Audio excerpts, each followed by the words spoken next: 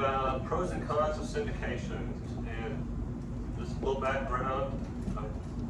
We did our first syndication, started in 2019 and closed on November 6th. That was a 128 unit apartment complex in Tallahassee.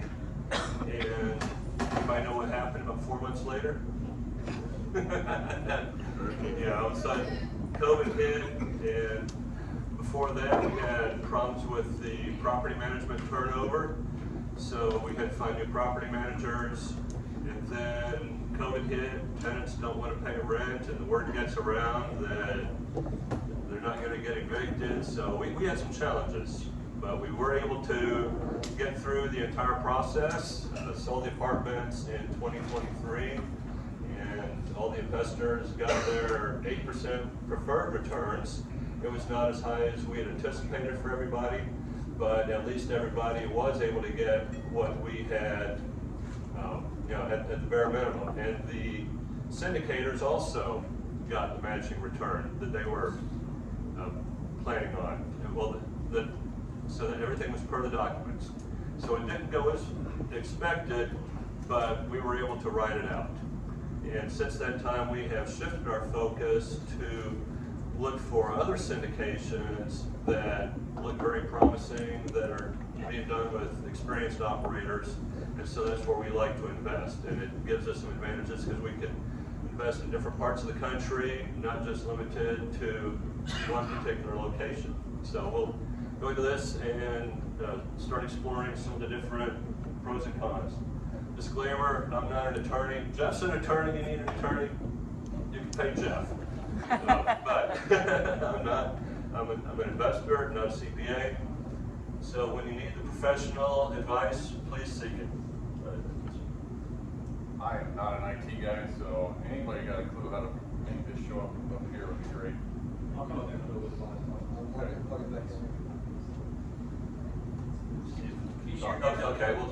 Okay. So let's bring up the next slide. Back up with a little bit of a story. When I turned 50, went on a bike ride. This is a group that I would ride with occasionally on Saturdays and ride around Atlanta. And it would typically be 20, 25 mile ride. Well, this particular day, weather was questionable and only one other guy showed up. So as Gary and I were riding around Atlanta, he starts telling me, he found out I've just turned 50. He said, life can be broken up into 3 stages. The first 25 years, that's diapers to adulthood. That's your foundation years. You go to school, you're growing up, you get your education, that's the foundation you're building on. The next 25 years are your building years. That's the year when you might get married, you might have a family, you grow your nest egg, grow your portfolio, you might grow a business. So that's when you're building everything up.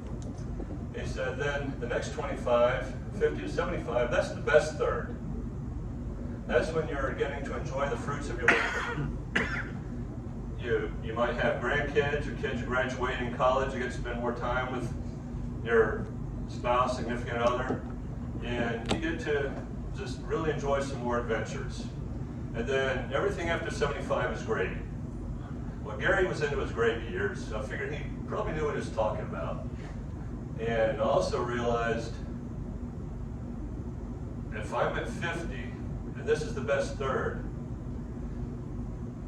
we don't have the financial ability yet where we want to be. But we're getting there. So we made progress, and now we are enjoying that best third. It's blessed. So with that, and try to see where we are.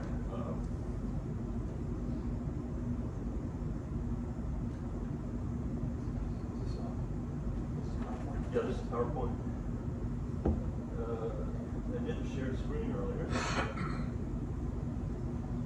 it again. Just not get the screen. Yeah, it's the back one. The front one does not work. This one doesn't work. The front one doesn't have to get back. This one.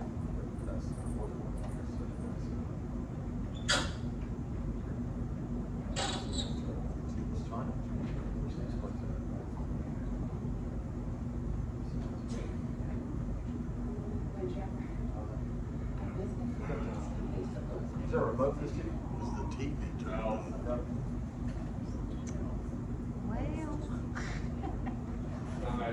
Chris, right where your finger is, there's an on-off.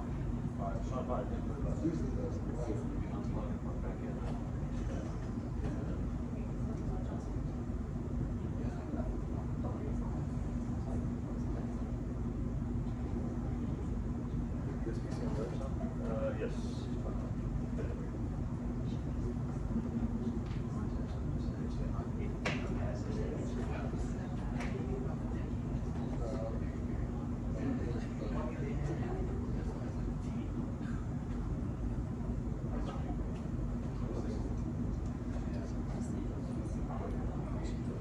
How many real estate investors are actually IT savvy? I know I'm not.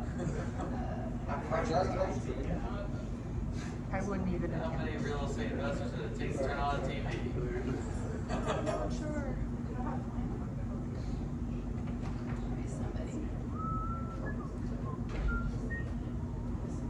Do you have a different dongle from the computer? I got it. Which is It works online.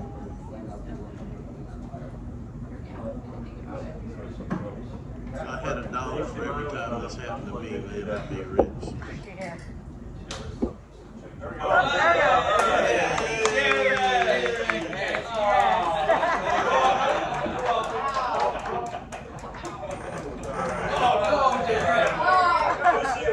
Don't move, Mike. Don't move. All right. Hope you don't bump into any more whales or shake things over here. Right. So there you have it, 3 phases of life. And why does this matter? Because you need to invest in the stage of life you're in. When you're in the building phase, you want to be accumulating wealth. As you get into the best third, you are looking more for cash flow. You want to keep the wealth growing, you need to outpace inflation. But you get to a point where you want to spend more time enjoying the cash flow than having to work to build it. So what is a syndication? It's a form of partnership. The rules are defined by the SEC, and there's a couple of types that one lets you, it depends on the type of investors you're looking for. Like one lets you advertise, the other does not.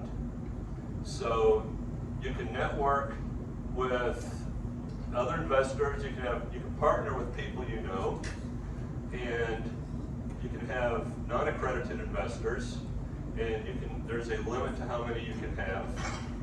And that's like your friends and family, financial friends, but you're not allowed to advertise. The other lets you advertise as much as you can advertise, but you cannot have non-accredited investors. So what's an accredited investor?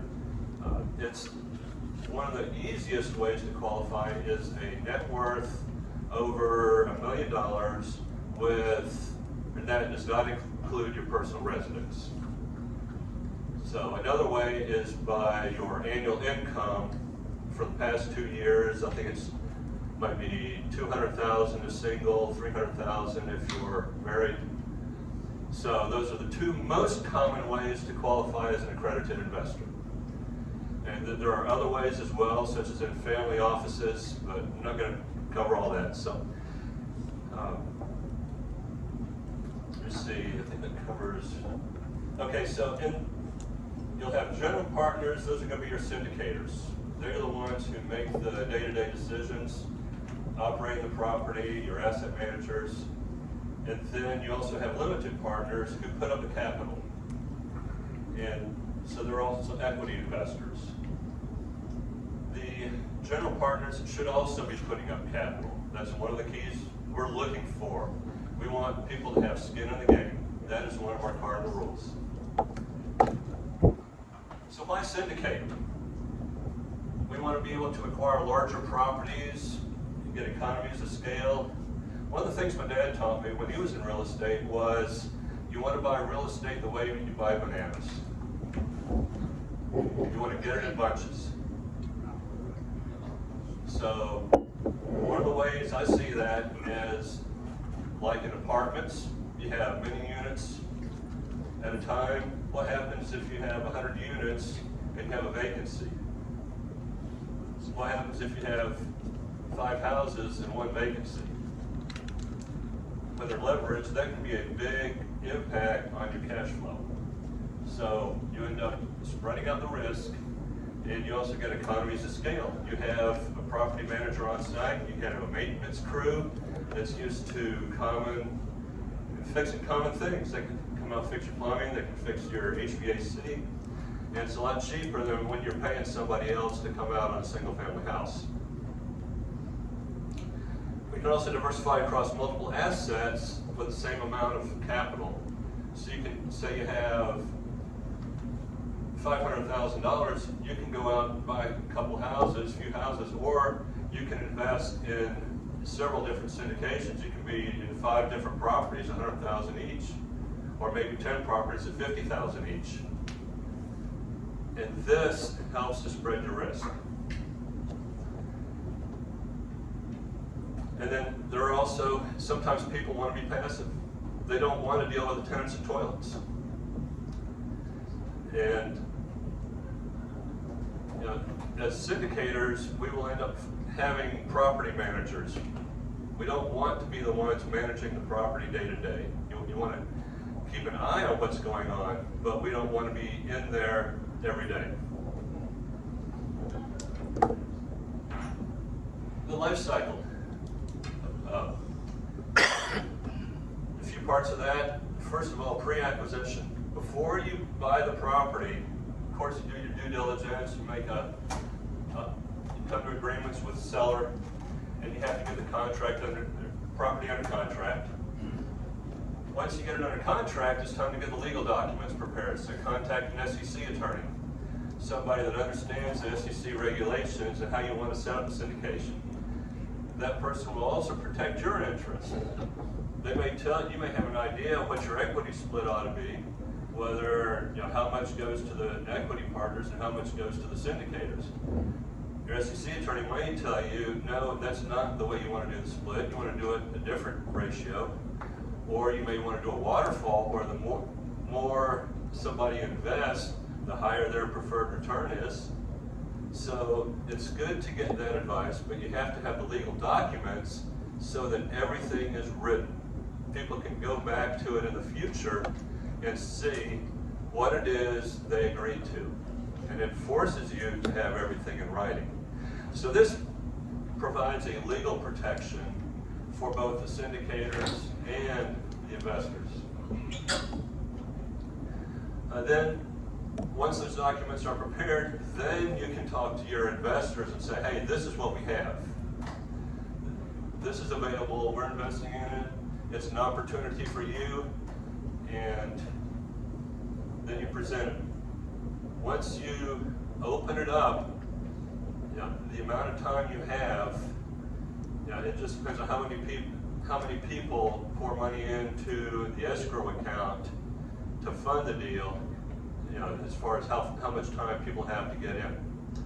So all of this happens in 60 days. What happens if your SEC attorney takes 30 days to prepare your documents? Now you have 30 days to get all the money in, to let everybody know, get all the money in, and have it ready to close. If your attorney is running behind on the documents, do you see a little pressure happening? In the meantime, you've probably sunk a significant amount of money, might be $50,000 or $100,000, between the due diligence, the inspections, the document fees for the attorneys, setting up LLCs, all this. That's going to be water under the bridge if you don't make the closing. Or if something happens to the due diligence, hopefully the due diligence has uncovered anything significant early on, so you know what your capital improvements are going to be, anticipated expenses. Then you acquire the property. At that time, you want to go in, and you may end up changing the property manager.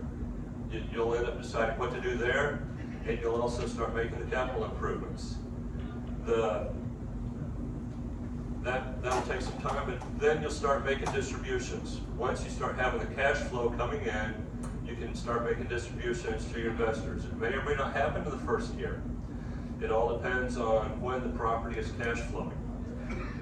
And then you want to continually inform your investors what's going on. Some of the worst things happen when people don't know what's going on with the property, their minds wander.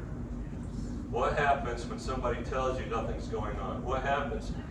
Think about it as a private lender. How many of you have lent money to somebody and you don't hear how their project is going? You get nervous that they're going to pay you back. The same thing when people are investing in a syndication. You have to provide the communications and be transparent. Then, after a period of maybe 5 or 7 years, 4 or 5 years, that you hold the property, then you sell it or recapitalize. You sell the property, everybody, you pay off the lender, you pay off any loans, you pay off all the investors. You see what's there for distributions. If you do a recapitalize, sometimes what happens is if people are interested, you can refinance the property if you wanted to hold it for a longer period of time. So maybe after 5 years, you want to refinance, pull out what people initially invested. So if there was a total $2 million raise at the beginning, maybe you want to refinance the property, get everybody back that $2 million, and then everybody is left with equity in the property, and they have cash flow going forward. That also has advantages because now you keep depreciating and you also have cash flow and you have your money back to go invest in something else. So moving on to the pros and cons.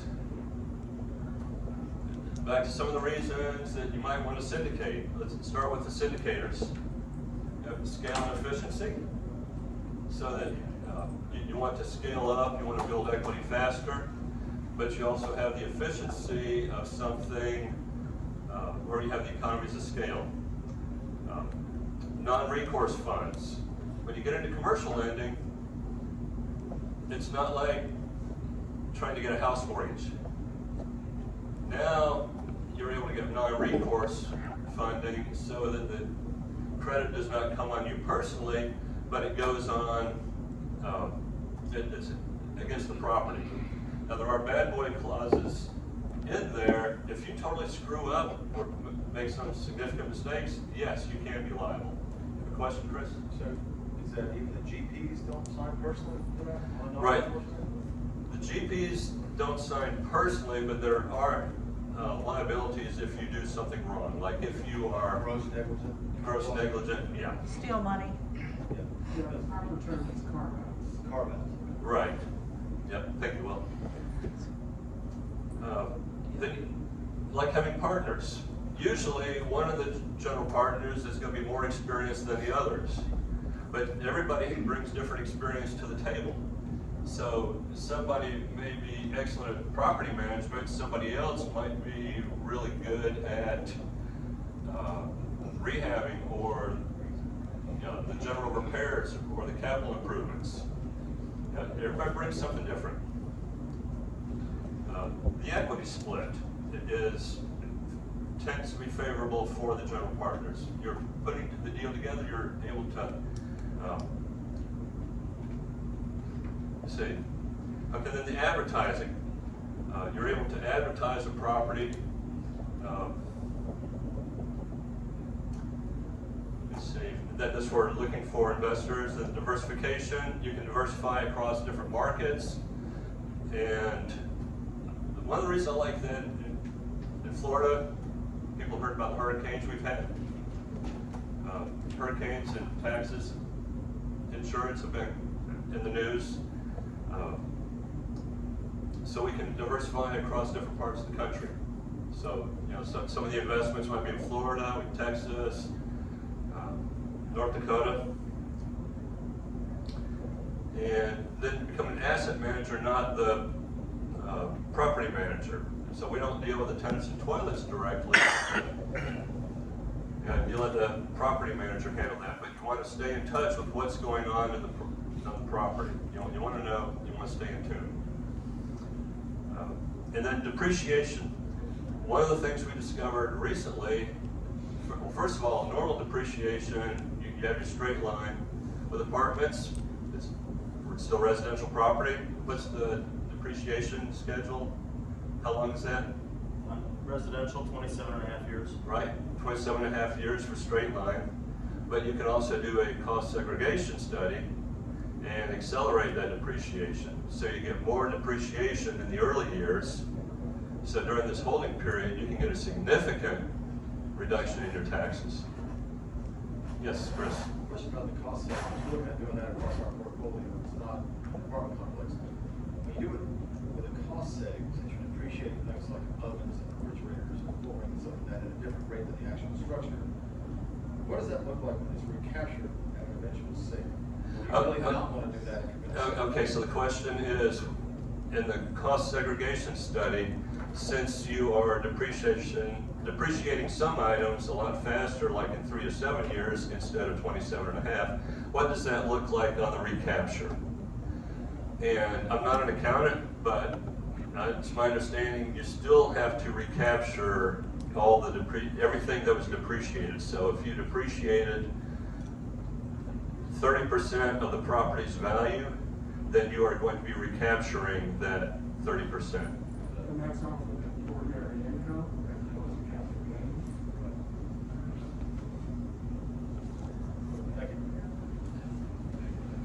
you. And we have also found it's possible in some recent syndications I've been a part of that you can get, I think, bonus depreciation, which has been available recently, and we've also been able to split it up between classes, which means some classes can get 100% depreciation in the first year of the investment.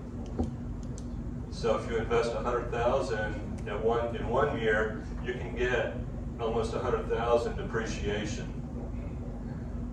Well, if somebody's investing with an IRA, do they care if they're getting depreciation or not? They don't want the depreciation, so we can shift the depreciation from the people who don't want it to the people who do by making the different classes available. To make sure I understand it right, if you have half the people with IRA money, qualified money, and half without, the people without are getting 50% more depreciation than they would have? Is that how that math works? They're getting more than they normally would because some people aren't taking it? I can't, okay, so I think the question is how the depreciation is getting split between the two, or if it's like if this one group doesn't want it, the other group does. Yeah, you have to define it before the fact, before the investors get in. So we cannot say in Class A and Class B whether, for example, if Class A gets the bonus depreciation and Class B does not. We cannot say, wait and see how many people invest with IRAs and they're going to get the bonus, or they're not going to get the bonus depreciation. So it has to be written up ahead of time. It has to be written up ahead of time. And they will choose which class they want to invest in. And we may have to limit how many units you can have of each class. Okay. And how much can be invested in each class. Interesting. Is there another question? Yeah, I was just gonna say, it's all based on the PPM. However, the syndicator structures it and gives out the depreciation or, preferred rate of return, whatever they're gonna do. Correct, yes. Yeah, that is laid out in the PPM, which is the private placement memorandum that the SEC attorney draws up for you.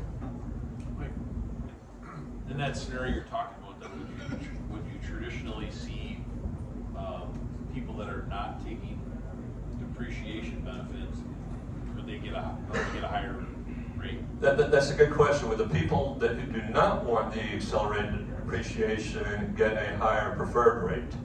And typically, yes. So some people are more interested in the accelerated depreciation. Some people are more interested in a higher preferred return. So, some of the cons of syndicating. It's a huge responsibility. You're talking about a lot of investors' money that you're responsible for. And you need to make sure the investment produces what you say it's going to. I mean, you can't promise that everything is going to turn out great, but you need to,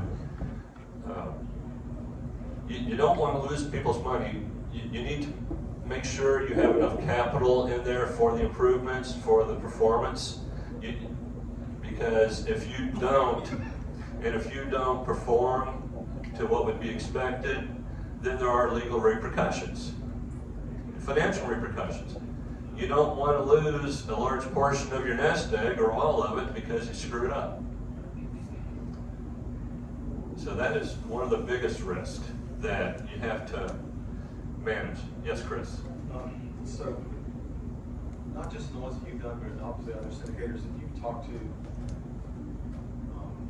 what would you say is the percentage of these syndications that work out to that ideal scenario where the initial capital contribution comes back to the investor and they still get cash flow and growth and appreciation out of the investment? Will a lot of them end up that way, or is there a really high failure rate? Are we talking about the restaurant failure rate, or where are we at? I would say success rate is probably higher than the restaurant rate. I couldn't say that. That's a low bar. That is a low bar. And part of it, I think, has to do with some of the timing and the cycles, because the people who think about investing overall, how many people do you know have only been investing since 2008? And how many people have invested before the crash? And then when you look at how interest rates went up, that was the killer. People who've been investing only since 2008 have not seen the effects of rising interest rates, and they have not seen the downturn like that. So that's why one of the things we look for is somebody with longevity, somebody who's been investing for a long time.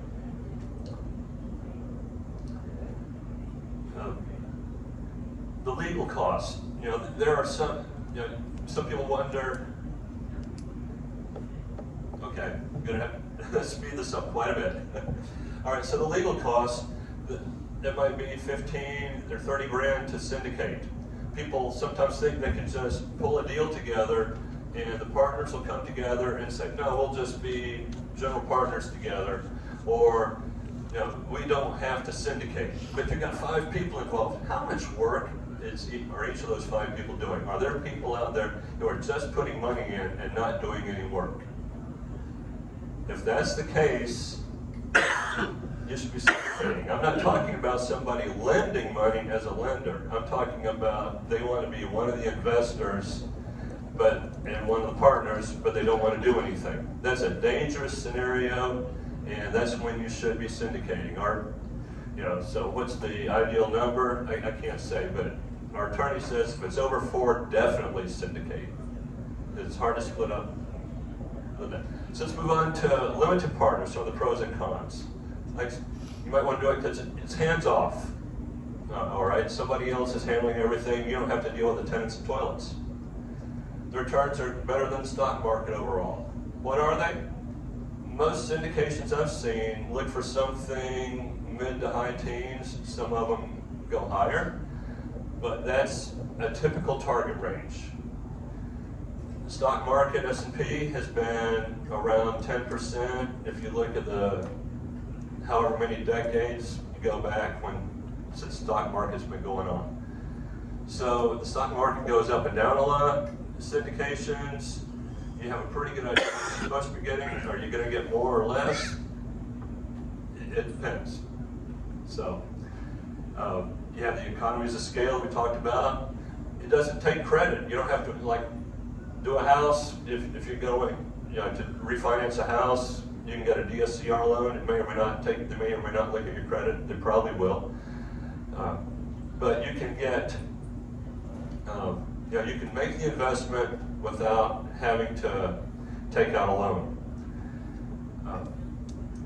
The preferred, you can have a preferred return. You'll typically have a preferred return and then also a capital gain at the end when the property is sold. So you get your cash flow during the investment as well as the capital gain on the back end. The equity split, so the capital gain comes out of the equity split at the end, and you can diversify across the various markets, and you can also take advantage of the depreciation. Some of the cons, some of the things Jeff has talked about that work to devalue the asset, like you don't have control over the investment. You are a totally passive investor, and there can be a capital call. If the property is not performing where it needs, if the general partners don't have enough money to do the improvements, they may make a capital call, and everybody's required to put in additional funds. And so that can be a risk. And then when do you decide to sell or recapitalize? The general partners are the ones who make that decisions. They can ask the investors what they want to do, but the GPs are going to be looking at the market. They're going to be looking at what's selling, what things should be selling for. They'll be talking to commercial brokers, and they also know what the property is valued at. They will know what they can expect to give their investors and what's the bottom line on the exit. So they will weigh those out and decide when to sell the property. Then you have retirement accounts. Again, hands off. If you're investing with your retirement accounts, IRAs or solo 401ks, they need to be hands off. You don't want to be in there working on the property. That's one of the fastest ways to, it's just downright wrong. It gets you in trouble. So it does keep your hands off of it. You get the leverage without using credit, because you know that in a retirement account, you're not going to be able to use your personal credit to get a loan on a property, but you can get a non-recourse loan. But here with a syndication, the syndicators arrange for the financing. You don't have to worry about that, but you get about probably in the neighborhood of 70% loan to value on typical property, 70 to 75. Then, what Jeff has talked about earlier, the opportunity to convert from a traditional to Roth.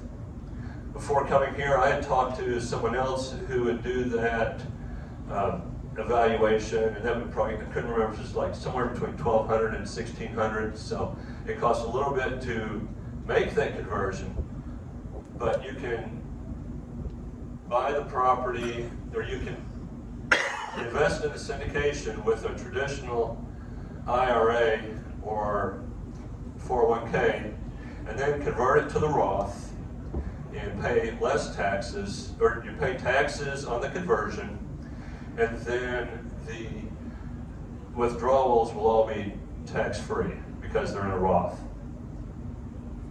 And I know we went into that a whole lot earlier, so let me know if there's any other questions about that, and we can address those.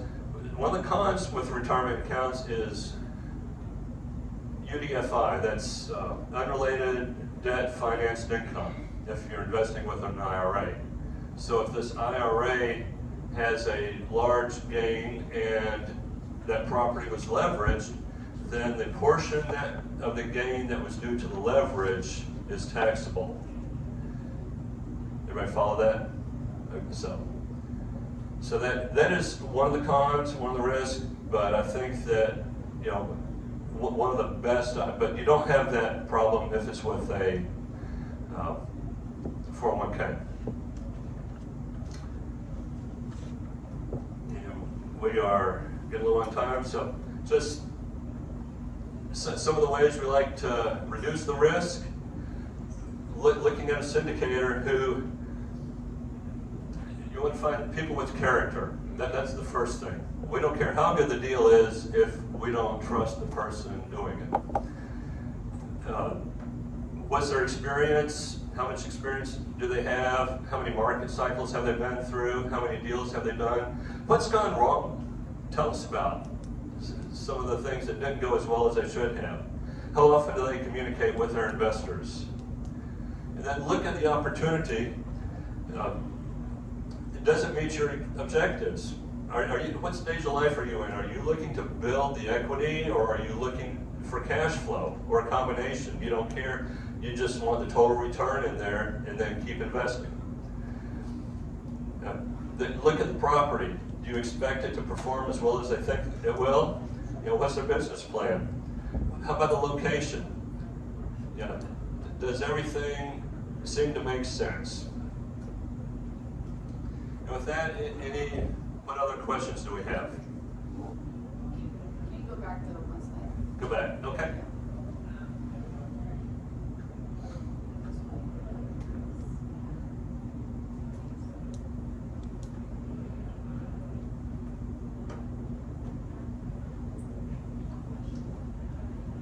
So are you, Yes. are you developing the syndications yourself, or are you partnering with those who will have syndications to buy property?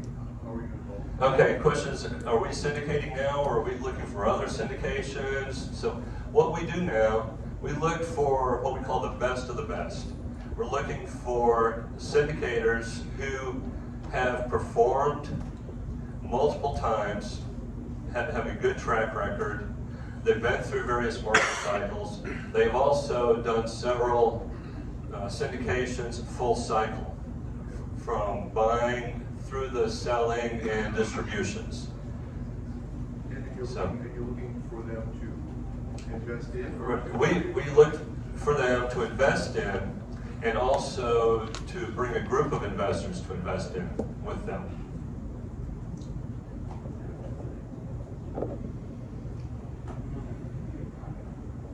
Yes? I guess I don't know what I don't know. So what type of deal would, if I want big deals, but I don't have the money, like how can I set myself up to syndicate? Is that, you set up a syndication. well, how do I'm like, ooh, here's an opportunity, but I want to, I guess, start a syndication. So how does that, and it's my first time, and you're talking about, you want the track record and everything, and right. Or okay. am I not in that position? Should I participate first, understand that, kind of for a beginner? Right, it's like, so starting out, it's like, you might be here, you want to be there, and that's a huge step. How do you make that big of a jump? Couple of things. First of all, starting with the education, learning about commercial properties. So we had gone to an apartment boot camp, and several of us ended up meeting there and working together afterwards. And I've been through several of these. And then partnering with someone with experience. Someone who's been through both the cycle for the properties, but also market cycles preferably. And then you can partner with them, because somebody's going to have to be the lead sponsor frequently. Because there are several things that the bank looks for. One of the things they want to know on a commercial loan is your net worth great enough? Is it equal to the value of the loan or not? So if you want to borrow $6 million on a property, they want to see a net worth out there of $6 million. And it doesn't have to be just you, but it can be among the general partners. So, does that help? Yeah. Okay. Any more? Who's your biggest competition in this plan? Who's your biggest competition? If you're in this syndication going after a deal, is it other syndicators, or do you find really big players stepping down into the $5 to $10 million game? Are you seeing Saudi oil money or equity fund, hedge fund guys coming down? Do you see other syndicators being more competition?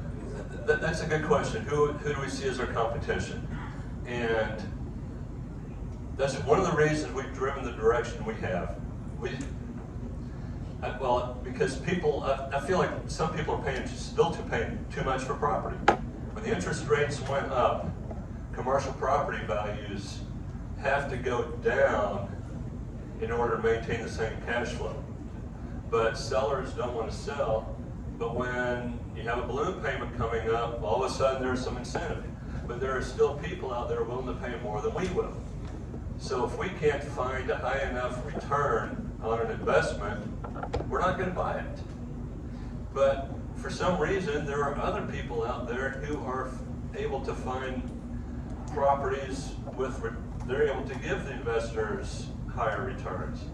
So it makes more sense for us to partner with them and help them bring other investors to the table than for us to go in and form a syndication on a property that doesn't produce as well. And it tends to be larger properties. The larger the properties, the more competitive it seems to get. Yes? I was just gonna say, it goes back to the syndicator's character, because a lot of people promise the moon, the sun, the stars, and they'll get capital. They can attract capital that way, but then they won't perform, or it'll blow up, or something will happen, and so you're better off knowing who you're getting into do business with. That's exactly right. And that's why I listed the syndicator and the character first. Because if we don't like or trust the syndicator, we're moving on. So. I mean, it doesn't matter how good the paperwork is, it doesn't matter how good the property is. If it's a bad person, it's a shit show. Exactly. So. Yeah. And there was, I guess the last example I give is someone came to us with an offering just a few months ago, and they showed where the rents could be raised up this much. It was supposedly a growing area, but they were planning to convert all the units to Section 8. And that just rubbed us the wrong way after our experience with COVID, when we had too many tenants decide to start relying on the government for their rent, and then when the government stopped paying their rent for them, they stopped paying us rent.